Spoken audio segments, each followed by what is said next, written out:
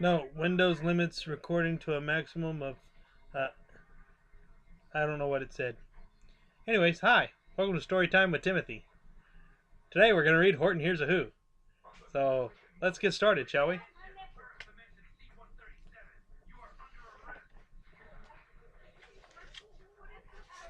I somehow missed the title pitch. Hang on just a moment. Oh, there it is. Horton Hears a Who by Dr. Seuss.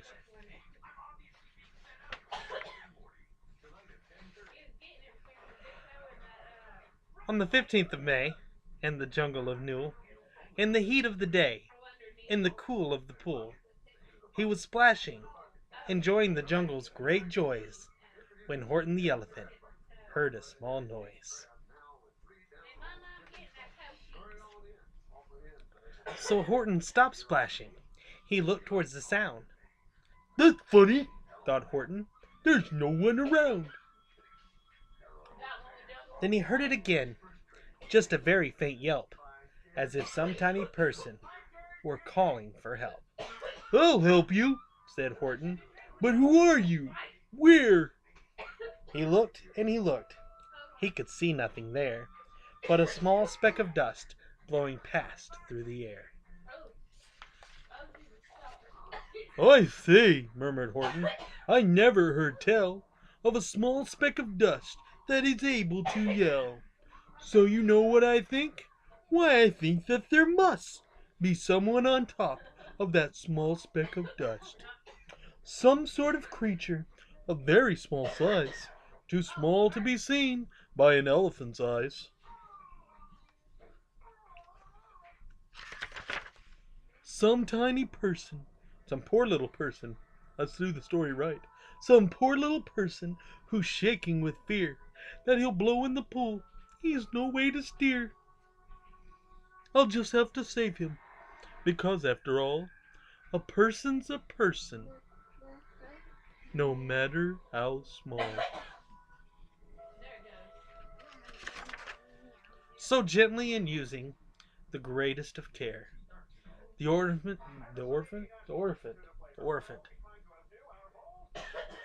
what's that? The elephant stretched his great trunk through the air, and he lifted the dust speck, and he carried it over, and he placed it down safe on a very soft clover. Humped a voice. 'Twas a sour kangaroo, and the young kangaroo in her pouch said humph too. Humph. "Why, that speck is as small as the head of a pin. A person on that, why, there never has been." "Believe me," said Horton, "I tell you sincerely, my ears are quite keen, and I heard him quite clearly. I know there's a person down there, and what's more, quite likely there's two, even three, even four. Quite likely a family, for all that we know. A family with children just starting to grow. So please," Horton said, "as a favor to me, try not to disturb them. Just please let them be." "I think you're a fool," laughed the sour kangaroo, and the young kangaroo in her pouch said, "Me too. You're the biggest blame fool in the jungle of Newell." And the kangaroos plunged in the cool of the pool. I keep missing part of the book. It's not stretching. And the kangaroos plunged in the cool of the pool. "What terrible splashing!" The elephant frowned. "I can't let my very small persons get drowned. I've got to protect them. I'm bigger than they." So he picked up the clover and he hustled away. Through the high jungle treetops, the news quickly spread. "He talks to a dust speck. Why, he's out of his head. Just look at him walking with that speck on that flower." And Horton walked worrying for almost an hour. "Should I put the speck down?" Horton thought with alarm. "If I do, these small persons may come to great harm. I can't put it down, and I won't after all. A person's a person, no matter how small." Then Horton stopped walking. The speck voice was talking. The voice was so faint he could just barely hear it. "Speak up, please," said Horton.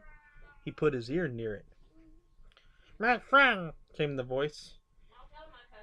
you're a very fine friend. You've helped all us folks in this dust speck no end. You've saved all our houses, our ceilings and floors. You saved all our churches and grocery stores. You mean? Hang on, that page is stuck. Got it. Nailed it. You mean? Horton gasped. You have buildings there too? Oh yes, Piped the voice. we most certainly do. I know, Called the voice. I'm too small to be seen, but I'm mayor of a town that is friendly and clean. Our buildings to you would seem terribly small, but to us who aren't big, they're wonderfully tall. My town is called Whoville, for I am a Who, and we Whos are all grateful and thankful to you. And Horton called back to the mayor of the town. You're safe now. Don't worry. I won't let you down. Voila. But just as he spoke to the mayor of the speck, 3 big jungle monkeys climbed up Horton's neck.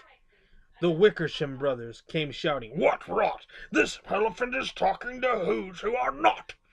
There aren't any who's, and they don't have a mayor. And we're going to stop all this nonsense, so there. They snatched Horton's clover. They carried it off to a black-bottomed eagle named Vladikoff, a mighty strong eagle of very swift wing. And they said, Will you kindly get rid of this thing? and before the poor elephant even could speak, that eagle flew off with a flower in his beak. Look, a blue page. Blue page. Maybe I should do it like this. Nope, because it... Either way, just do it like this. You can't see anything anyway. All that late afternoon and far into the night, that black-bottomed eagle flapped his wings in fast flight, while Horton chased after with groans over stones that tattered his toenails and battered his bones, and begged, please don't harm all my little folks who have as much right to live as us bigger folks do.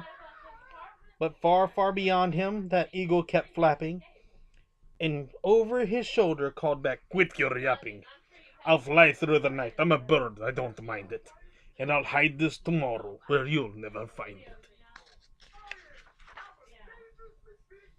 And at 6:56 the next morning he did it. It sure was a terrible place that he hid it. He let that small clover drop somewhere inside of a great patch of clovers 100 miles wide. Find that, Sneered the bird, but I think you will fail. and he left with a flip of his black-bottomed tail. I'll find it, cried Horton. I'll find it or bust. I shall find my friends on my small speck of dust. And clover by clover by clover with care, he picked up and searched them and called, Are you there? And clover by clover by clover he found that the one that he sought for was just not around. And by noon poor old Horton, more dead than alive, had picked, searched, and piled up 9,005. Page turned. Can you see his face? What a big dummy! Okay. Then on through the afternoon, hour after hour, till he found them at last on the 3 millionth flower. My friends, called the elephant, tell me, do tell. Are you safe? Are you sound? Are you whole? Are you well? From down on the speck came the voice of the mayor. We've really had trouble, much more than our share. When that black-bottomed birdie let go and we dropped, we landed so hard that our clocks have all stopped. Our teapots are broken, our rocking chairs smashed. Our bicycle tires all blew up when we crashed. So Horton, please, Pleaded that voice of the mayor's. will you stick by us Whos while we're making repairs? Of course, answered Horton. Of course I will stick. I'll stick by you small folks through thin and through thick.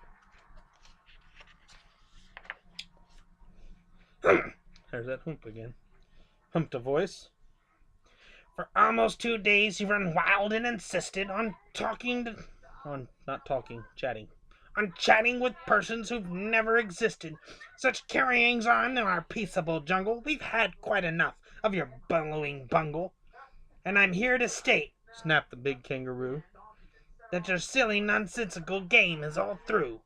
And the young kangaroo and her pal said, Me too. Me too.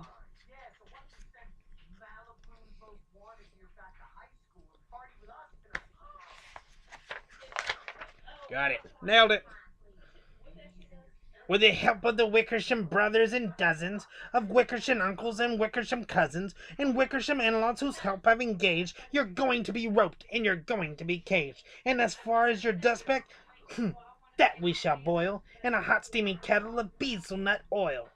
Boil it? Gasped Horton. Oh, that you can't do. It's all full of persons. They'll prove it to you. Mr. Mayor, Horton called. Mr. Mayor, you've got to prove now that you really are there. So call a big meeting. Get everyone out. Make every who holler. Make every who shout. Make every who scream. If you don't, every who is going to end up in a bezelnut stew. Got it. And down on the dust speck, the scared little mayor quick called a big meeting in Whoville Town Square. And his people cried loudly, they cried out in fear, We're here! We're here! We're here! We're here! We're here! The elephant smiled. That was clear as a bell. You kangaroo thoroughly heard that very well. All I heard, snapped the big kangaroo, was the breeze and the faint sound of the wind through the far distant trees. I heard no small voices, and you didn't neither. And the young kangaroo and her pal said, Me neither. Me neither. Whiny little brat, and I'll smack him in the head. Grab him, they shouted, and cage the big dope. Lasso his stomach with 10 miles of rope. Tie the knots tight so he'll never shake loose. Then dunk that dumb speck in the bezelnut juice. Horton fought back with great vigor and vim, but the Wickersham gang was too many for him. They beat him. Ooh. They mauled him. Ooh. They started to haul him into his cage, but he managed to call to the mayor, Don't give up. I believe in you all. A person's a person, no matter how small. And you very small persons will not have to die if you make yourselves heard. So come on now and try. Fun part right here. The mayor grabbed a tom-tom and he started to smack it. And all over Whoville they hooped up a racket. They rattled tin kettles, they beat on brass pans, on garbage pail tops and old cranberry cans. They blew on bazookas and blasted great toots, on clarinets, oompas and boompas and flutes. Great gusts of loud racket rang high through the air. They rattled and shook the whole sky, and the mayor called up through the howling mouth, hullabaloo. Hey, Horton, how's this? Is our sound coming through? And Horton called back, I can hear you just fine, but the kangaroo's ears aren't as strong quite as mine. They don't hear a thing. Are you sure your boys are doing their best? Are they all making noise? Are you sure every who down in Whoville is working? Quick, look through your town. Is there anyone shirking? Couldn't believe it. He was shirking in a children's book. I was like, shirking? I barely know what shirking means. I'm from Texas. Shirking. Shirk and bake. That's what it is.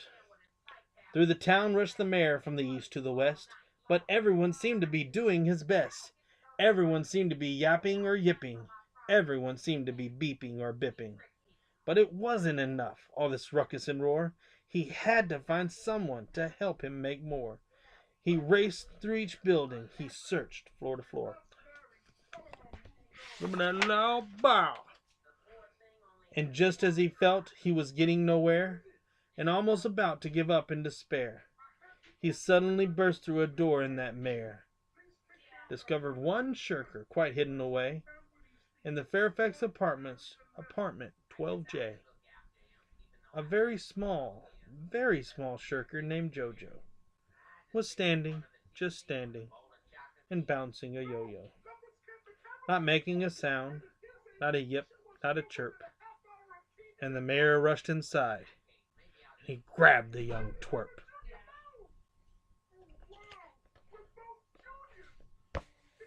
Okay, well. Got it. Oh, nope, wait. And then you up. No. Voila. And he climbed with the lad up the Eiffelberg Tower. This, cried the mayor, is your town's darkest hour. The time for all who's who have blood that is red to come to the aid of their country, he said. We've got to make noises in greater amounts, so open your mouth, lad, for every voice counts. Thus he spake as he climbed. When they got to the top, the lad cleared his throat, and he shouted out, Yeah! Yeah. I don't want to shout too loud. My boys fell asleep already. And that yop, that one small extra yop put it over. Finally at last from that speck on that clover. Their voices were heard. They rang out clear and clean. And the elephant smiled. Do you see what I mean? They proved they are persons, no matter how small. And their whole world was saved by the smallest of all. How true, yes, how true, said the big kangaroo. And from now on, you know what I'm planning to do? From now on, I'm going to protect them with you. And the young kangaroo in her pouch said, oh Lord, that voice. Again. La la la la la la la. Still didn't get it. Failed it. Failed it. And that's it. That's the end of the story. Oh, good. There we go. Me too. And from sun in the summer to rain when it's fallish, I'm going to protect them, no matter how smallish. I haven't really figured out the voice of the young kangaroo yet. All I know is, me too. From sun in the summer, from rain when it's fallish, I'm going to protect them, no matter how smallish. Smallish, just whiny sounding, I guess. Anyways, the end. Can't get the page to turn. Oh, there it goes. Oh yeah, Horton. There you go. Good old Horton here's a who. Horton heard a what? Horton here's a who. Horton here's a who. Thank you for joining me for story time with Timo. Or Timothy. What did I say? Story time with Timothy? Story time with Timo. Tune in next time when I read. Oh, hey, oh. Horton hatches the egg. Thank you. Have a great day. I said to end it. Where's the end button? Oh, I gotta. Where's the? I'm gonna click the. Why is it not? It's supposed to end when I tell it to stop.